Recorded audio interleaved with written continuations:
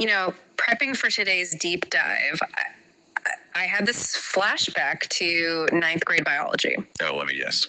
And it's this image, this very specific, really wrong image that I think we all just carry around in our heads. The fried egg model. The fried egg model, exactly. The nucleus is the yolk, you've got the cytoplasm, and there's that outer line, the membrane. Yep. And in my head, it was always just a plastic bag, a Ziploc wrapper to keep all the soup inside. That is the tragedy of high school biology diagrams, isn't it? They take the most sophisticated, intelligent piece of machinery in the universe and make it look like Tupperware. Tupperware, right. But going through these papers on, membrane biochemistry, that wrapper is actually more like a frantic command center. It's not passive at all. Not even slightly. I mean, if your cell membrane were just a Ziploc bag, you would be dead in seconds. Literally. Oh. That membrane is a border patrol. It's a communication array, a structural scaffold, and the things doing all that work, it's not the fats making up the wall, it's the proteins embedded in it. And that is our mission for today. We're looking at the architecture of life, really breaking down the machinery in that wall, the membrane proteins. And before anyone thinks, okay, biochem lecture, it's worth saying why this matters. Right. I mean, think about it. Yeah. Virtually every drug you have ever taken or ever will take targets one of these proteins. Antidepressants, painkillers, antihistamines. They all work by docking onto a specific protein in this membrane. So if that protein isn't facing the right way, the signal just failed. It fails. And we've got a specific mystery to solve today, too, related to that.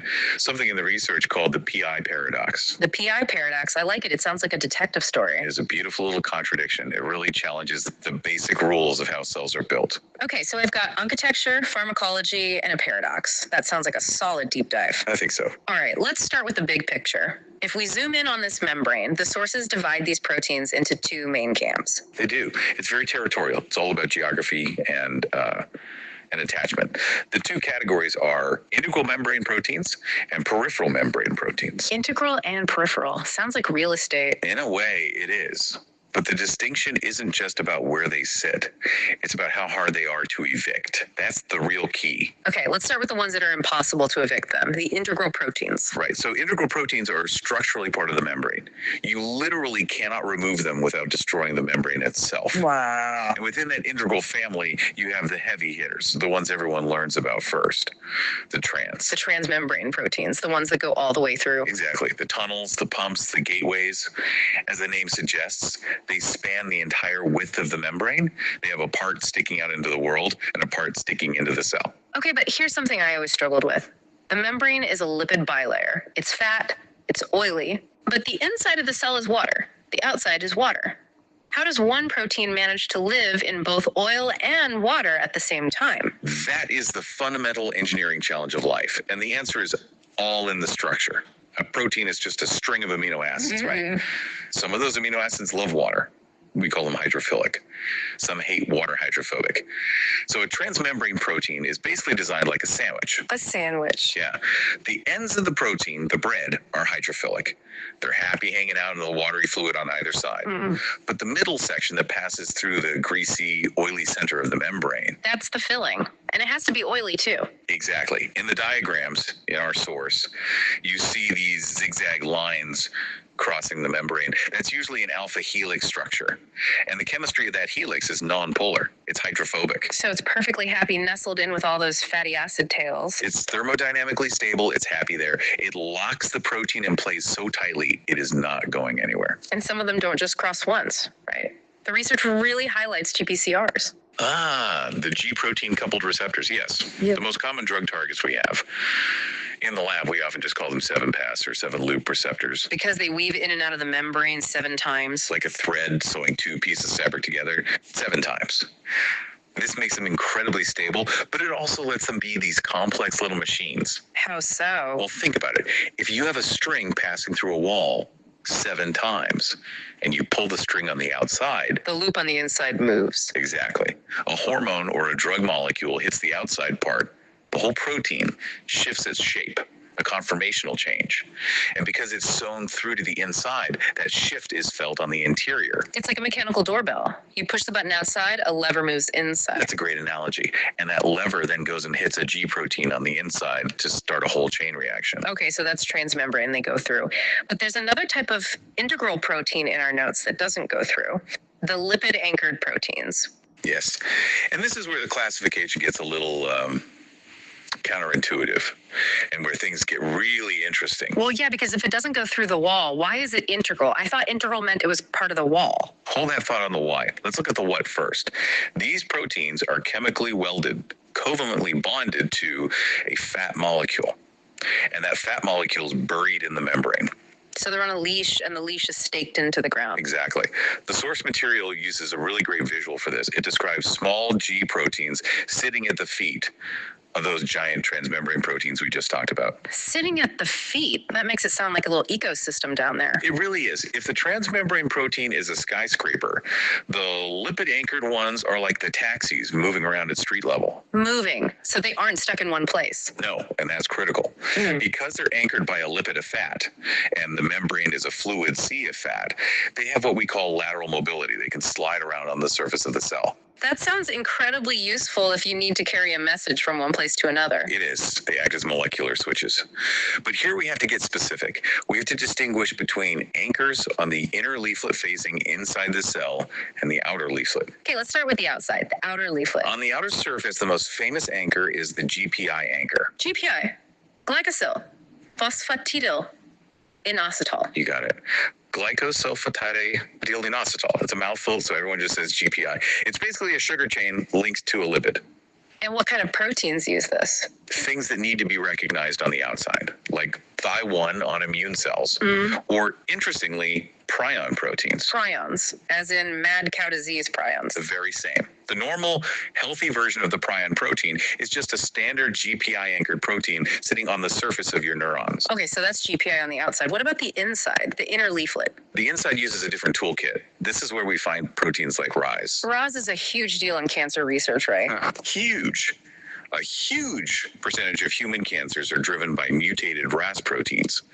And RAS is held to the inner membrane by a prenyl group and a palmitoyl group. So a double anchor for that one. Often, yes. It makes for a stronger hold.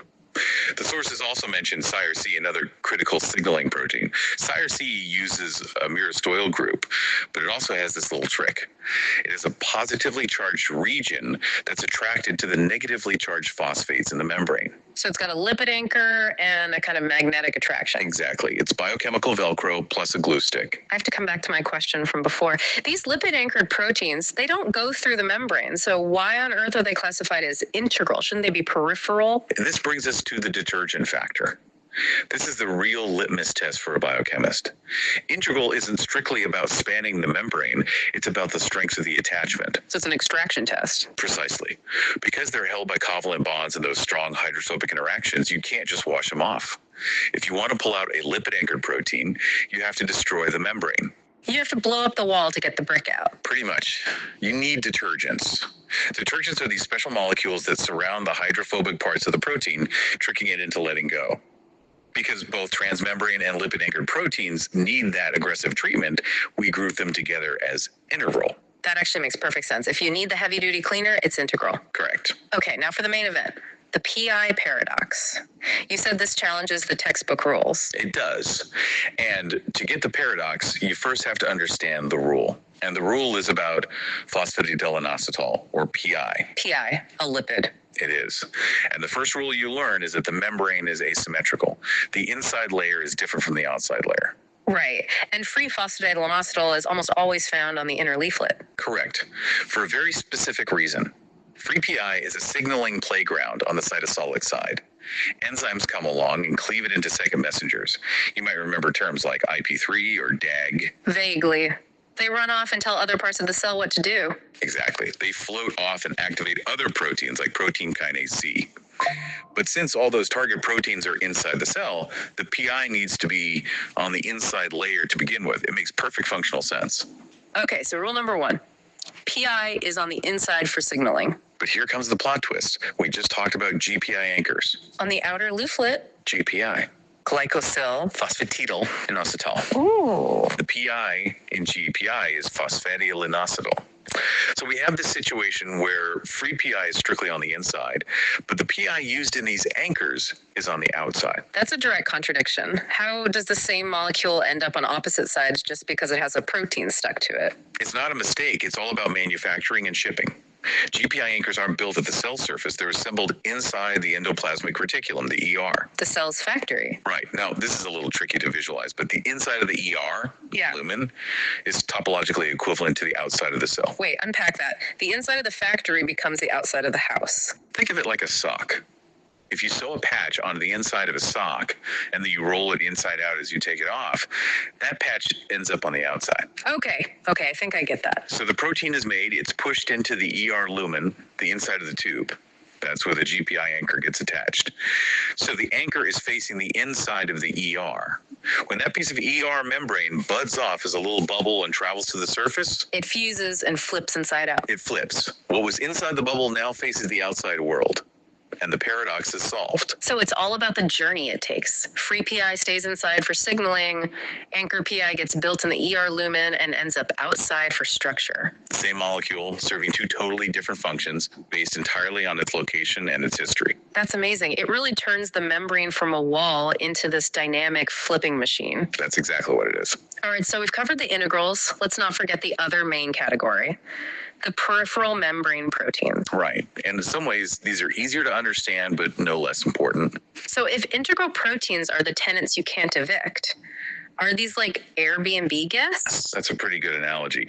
They are transient. They stick to the membrane surface, usually on the inside, via weak electrostatic interactions. Weak interactions, like static cling. A similar idea, yeah. Positive charges attracting negative charges. Because they aren't covalently bonded, you can just wash them off with a simple salt solution. No detergents needed. Now, weak sounds unimportant, but the source material brings up a huge example where these proteins are literally a matter of life and death, the red blood cell. The RBC is the classic case study.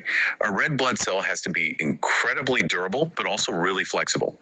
It has to squeeze through tiny capillaries, some that are even smaller than the cell itself. Because it needs to be squishy. They have to be deformable. To do that, it needs a skeleton. Yeah. And that skeleton is made of peripheral membrane proteins. The two big ones are spectrin and actin. And they just sit on the inside face of the membrane. They form a meshwork, almost like a net or a pair of pantyhose, that lines the inside of the red blood cell. So it's a peripheral protein net reinforcing the balloon from the inside. Exactly. It's what maintains the structural integrity and that classic biconcave donut-like shape. And this is the so what moment, because when that meshwork fails, it's a disaster. It's a disease state. If there are genetic defects in these peripheral proteins in the spectrin, the cell can't hold its shape.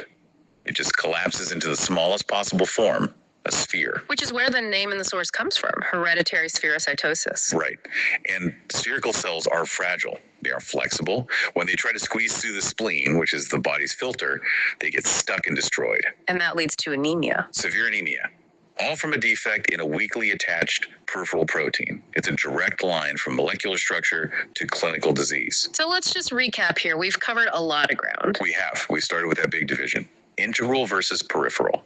Integral includes the transmembrane types, the tunnels and pumps, and the lipid anchored types on their leashes. And we learned lipid anchored are integral because you need detergents to get them out. They exist at this really fascinating biochemical crossroads. And then we have the peripherals, like spectrin, held on by static cling, forming the cell's skeleton. And giving the cell its shape and its durability. And we solved the PI paradox. Free PI inside for signals, anchor PI outside for structure, all thanks to the cell's internal trafficking system. It's a beautiful, elegant system. The biggest thing I'm taking away from this is just how active that membrane is. It's not a wall, it's a fluid, dynamic machine. That's the perfect takeaway. If you remember one thing, it's that the membrane is not a static barrier. It is an asymmetrical dynamic machine where the orientation of a single molecule, like PI, dictates whether it's a structural anchor on the outside or a signaling trigger on the inside. And that one difference, that orientation, is everything. It's the difference between a signal being sent or silence. between a cell holding its shape or collapsing. Between health and disease. It really is incredible to think about what's happening in every single one of your cells right now as you're just sitting here listening. Well, that wraps up our deep dive into the architecture of the cell membrane. We hope you look at those textbook diagrams a little differently now. Thanks for listening, and we'll catch you on the next one.